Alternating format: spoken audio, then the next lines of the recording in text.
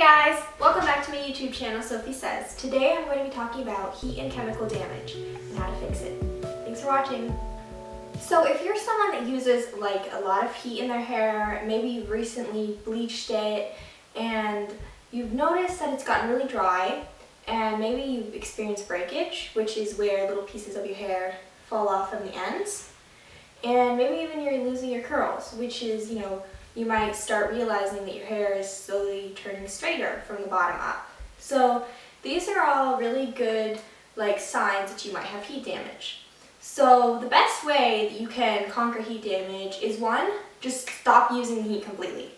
Just don't use it, don't bleach your hair, just totally stop. I haven't used heat or any kind of dye since April 2014, and my hair has grown out from that to about here-ish, I think.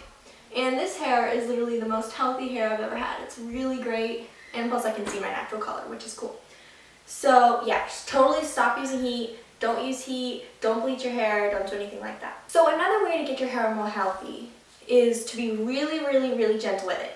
Don't brush it really roughly, always start from the bottom up. If you can, just comb it with a wide tooth comb in the shower. That's the best way you can be healthy with your hair. Don't over manipulate it. Don't constantly be playing with it. I know it's hard because that all causes breakage, and breakage, well, it's where your hair will slowly from the bottom up, you'll just start noticing little pieces.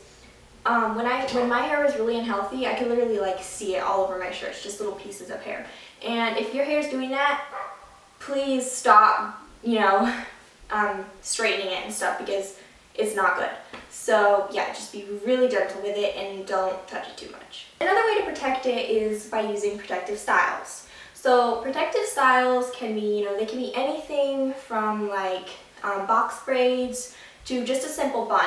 That's what I did for a really long time. For a couple of months, I just wore my hair up all the time. I didn't let it down, because when your hair is down, it's, brushing up against stuff and against your shirt, and it's just not good for it. It can make it break too, and dry it out as well. So another tip that's really important if you want to make your hair healthier, you should not be using silicones or sulfates. Silicones basically coat the hair shaft, and at first it makes it seem really, smooth and shiny. It can also hide damage, but in the long term, it's basically suffocating your hair, and your hair cannot get moisture. And the only way to get silicones out of your hair is by using sulfates. And sulfates are a really strong detergent for hair. It dries your hair out really badly. It's really strong, and when I was using sulfates, my hair was literally like that. It was huge and fluffy, and I did not have, my hair was curly, but I didn't have curls. It was just a mass. And I was using sulfates and silicones every day, and it was just really bad for my hair. When I walked, it was like a little halo behind me. So you really should not use those. You should look up silicone and sulfate-free products like Shea Moisture and As I Am. Those are good product lines. And yeah, just don't use the silicones and sulfates. They're not good for curly hair. Another really good thing is deep condition a lot. When my hair was really damaged, last year, I was deep conditioning it once a week or twice a week even. You can buy a deep condition.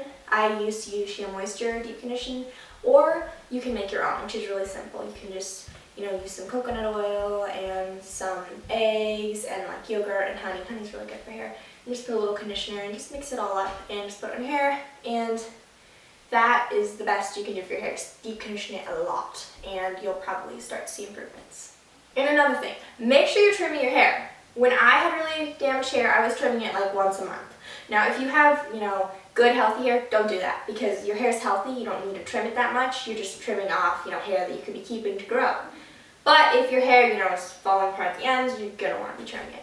Right now, I'm cutting my hair about, every 6 months or something, and that's fine.